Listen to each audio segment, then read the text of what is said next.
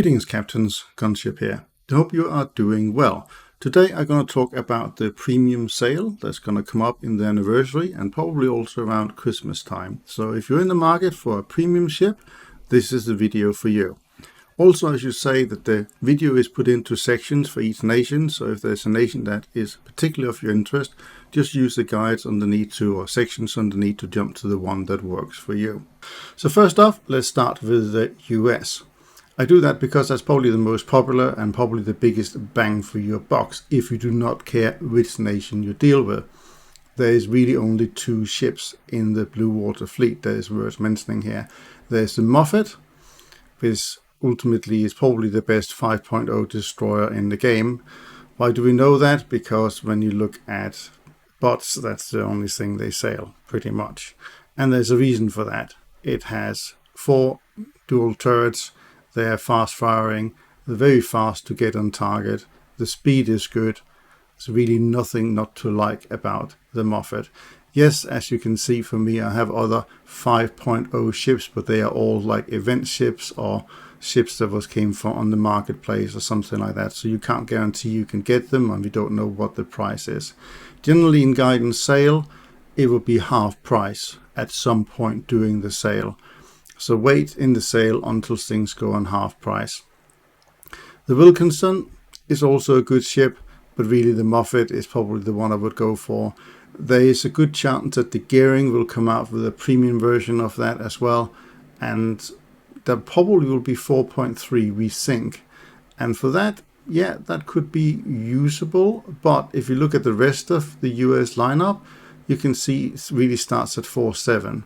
So my main recommendation for a destroyer in US is definitely the Mofffett.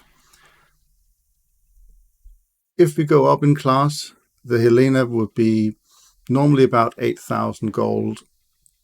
In sale, you should be able to pick it up for 4,000 something. And for that, if you need to research the US tech tree, look no further. It's best by far. It's probably the best premium cruiser in the game as well. Reason why? It has 5 turrets with 3 guns in each, so that's 15 guns on target, and they're fast firing, and it's a reasonable fast ship. And as you can see, it costs next to nothing to repair it at 4,000 or 2,400 silver lions. You know, you can't sail this one into battle and lose money. That's almost impossible. For the coastal fleet for the US, just to finish that up, I would recommend the Douglas. Now at 6,000 I wouldn't pay that, but at sale for 3,000, yeah, it's a fun ship, and it does have some missiles, only 2 of them that you can fire as well. It's one of those where you fire and they go up and over, and you know, you just direct them in with essentially the mouse. Whatever you steer and or look at, that's where the missile will go, and they'll go a long way as well. So that's the ship I would recommend. The gun on it is pretty good as well. So that's the best premium to get for the US coastal. And that will research the entire trek tree in the US.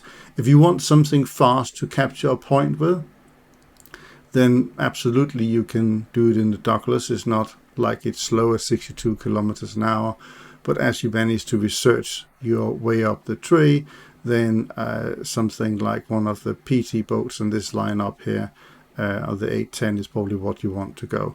The 811, don't bother with that. On the marketplace now, it's ridiculously priced. It is great and it's fast, but it's only if you've got very, very deep pockets. Moving on to Germany. We'll start with the coastal fleet here. M802. Normally I like things that are fast in coastal because I normally use it in other combined battles to capture points or whatever.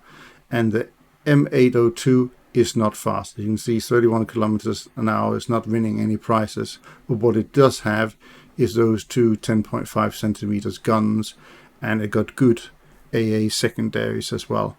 And it can take quite a hammering. It's pretty good. You can even sort of, you know, it's not impossible to take down 4.3 destroyers, especially if they take no notice of you. So a very good premium. Now that one will cost you a little bit. So again, wait for the sale of this one, and then go in for the kill and get that sub chaser here. Well worth it. I would not at all bother with the VS8. Just saying. Maybe at half price, but still not too keen. The Blue Water Fleet. It's not really anything much at rank 3. The C25 you see here is from an event, so no good for most people. But you do have 2 very good cruisers here. The Prinz Eugen has been around for a long time, and that goes with a special pack, but they will be on sale as well. So it'll be similar in value, about 4,000 golden eagles or whatever, equivalent in real money, and it'll come with a bit of premium time or that kind of stuff as well. It is a good ship, and at 5.7, especially now that the high-end battleships are at 7.0, sometimes you get into 6.0s, you can't avoid it. But if you do get into a down tier, you have a really strong position, especially should you be so bold to go for both of the ships, so you also get the Karlsruhe. I mean, that is a very strong lineup and a really good way of maybe earning some silver lines and getting your research done for the German fleet. Moving on to the Russians, starting with the Blue Water Fleet. They have this destroyer here. It's relatively new. I would be interested in getting it at half price. It has some interesting rockets that you can fire. It has torpedoes. It is a nice ship to look at and to play with, I think. So that would be high up on my list to get. If you just want to start off with the Russians, you could go with the 4.3 here. And at least with the Russians, you have other 4.3s you can make a decent lineup with. But you will probably, as soon as you have researched rank 3, which you'll do quite quickly, then you're thinking, okay, if I still want to have a premium to research with, then I really start looking at some of the other ships here. On the top end, their light cruiser at 6.0, very good. Maybe not quite as powerful as the American equivalent, but it's a good cruiser nonetheless. And it has, all of these ships has good AA, so it's nothing to worry about there. I think if you're into your Russians, and especially if you want to get up and get something like the Kronstadt, that is a great light cruiser to do it in. On the coastal fleet side, not much I can recommend lower down, apart from this one, the PR123K. I don't know how much it is, but I have loved that little ship. It is really hard for people to spot because it is so tiny. And look at the speed, 96 kilometers an hour. If you just need to go and capture the point somewhere, it's a great ship to have in your lineup. And I mean, it costs nothing to repair. Okay, 390 silver lines, but I mean, essentially nothing. Great little ship for that. Unfortunately, it's only a rank 2. This one here, I find just too slow, so I wouldn't recommend it, and I find the chop around the water, and I don't like the gameplay of it, so try and stay clear. Now, further down the line, we have these two. One is a frigate, so the spawn point is not great for the frigate, whereas this one here, the motor torpedo gunboat, gets a boat spawn, which is better, and it does, get a good gun, and you get torpedoes, and I think you also get some missiles with it. At 3,000, it costs a little bit, but if you want something that can research the tech tree, and really what you want to get up and get in the Russian tech tree, something like the PR206, that is a great gunboat. As you can see, the speed is also, pretty amazing. But using this to research up to something like the PR183 would be advantage, and then, getting the 206. I mean, both the 206s is good. I haven't got that one yet. Also, another little note with the sale, generally things tend to be half price at some point when you want to buy things you have researched. So actually, as you can see, although I do have the money easily to go and buy the 206M, I haven't done it because I just will wait a couple of weeks and then be able to buy it for half price, right? That saves a few silver lines, so it's worth considering that. So that's the Russians. Moving on to Great Britain. Starting with the coastals, the ship I would really recommend, I mean, you can see I got pretty much the whole lineup, but a ship that I really loved when it came out first was the Peacock. And it's a bit of a, it just has one gun and that's a bit vulnerable, and it doesn't get a lot of ammunition, but that automatic gun is really good. And the ship has a reasonable amount of crew for a shop chaser. I mean, it's not a battleship by any stretch of the imagination, but it lasts a little bit longer. And the Tech 3 equivalent is the Orla. And it used to be a 4.0 and it's now a 3.7. And for that, I think that's a super choice, especially if you want to get the coastal fleet for Britain. There's many chances of you being able to take out other ships with the Leola, 206s included. I think that is definitely the one to go for, but not at 6,000 in my humble opinion. You know, when you can get it for 3,000, bite the bullet and go for it. Disappointment for me was the Fairmile D. I'm not a fan, so I wouldn't recommend it. I would stay clear. I would save the money instead and say, when I can afford the Leola, I would go for that one instead. When you then later on want something that is fast, then you want to look at either in the start something like the Dark Aggressor, because that's quite quick, or the Brave Border, as you can see here, 93 kilometers an hour is fast. So that's where you get the speed in the British lineup. In the Blue Water Fleet, as you can see, there's lots of 4.7s. The only one that is a premium is the Jervis here. And it's good. It's fine. Yes, you often will get up gear to 5.0, and you can just as well just about hold your own in that. Also bear in mind, it is only a rank 2.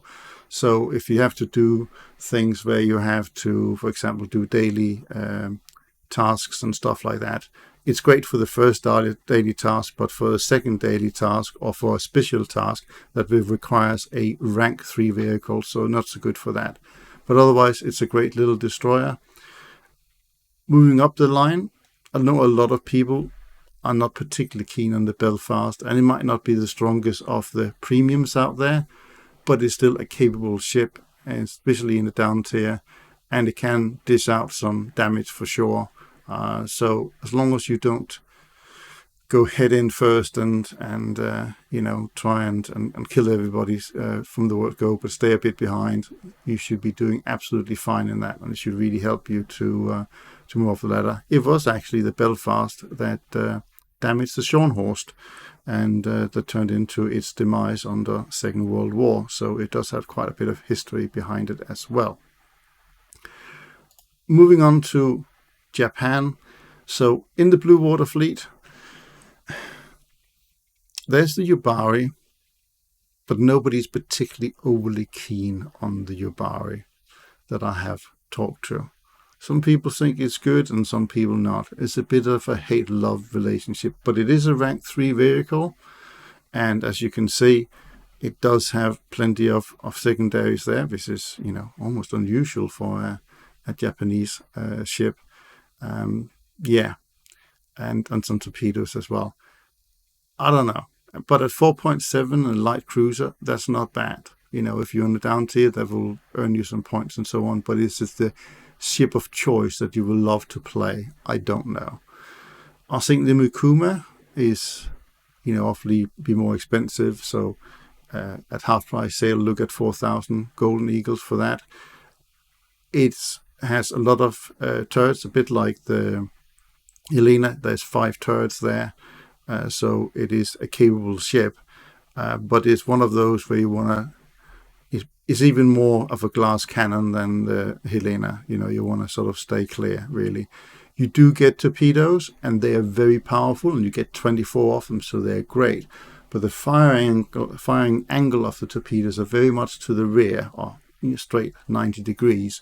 So you really have to turn your ship quite a lot before you can fire them. It's not like you can fire them at a 45-degree angle in front of you. So this is one of the things. It's a bit more specialized to learn to play with, but in terms of researching the Japanese lineup, you can't get better really. On the coastal fleet side, there's the one and only PGO-2. That is a great little ship. You can get so many kills with that when you start getting used to it. One thing you must do, though, just a quick one here, is you must deselect the autocannon here. That actually gives you a much faster firing gun, and it's like a little laser, and it's fantastic, and it's fast, at 96 kilometers an hour. Super little ship, and there's no reason to look at anything else. That's the one you want to get in this lineup here, and that will help you to research everything else. Last, I was going to say, but not least, but unfortunately we're talking Italy here. So on the coastal fleet side, unfortunately you can't get the Frisia. That was a summer event vehicle. It is almost the best boat in the game, but you can't get it. So you're then left with the Sparviero, which is good at half price, but is not as good as the PGO-2 because of the gun. The Otto gun, 76mm, is not a bad gun, but it can be hard to use, especially in choppy waters or if going at speed. It's not very stable. But you don't have any much other choice than going for that if you did. So that's the one I would recommend. In the blue water fleet for Italy, there's a Tigre. Obviously, you want to choose the rank 3 because it just helps in terms of research, especially if you're doing daily tasks. I think this is the old one that you probably can't get anymore, that came out first. So Tigre it is, and for that it's okay, and you get another 4.3s. Now, if you get into a 5.0, you're going to struggle a little bit, but if you get into a 4.7 or 4.3, yeah, you'll be all right, and it will help you to research up to the higher ranks.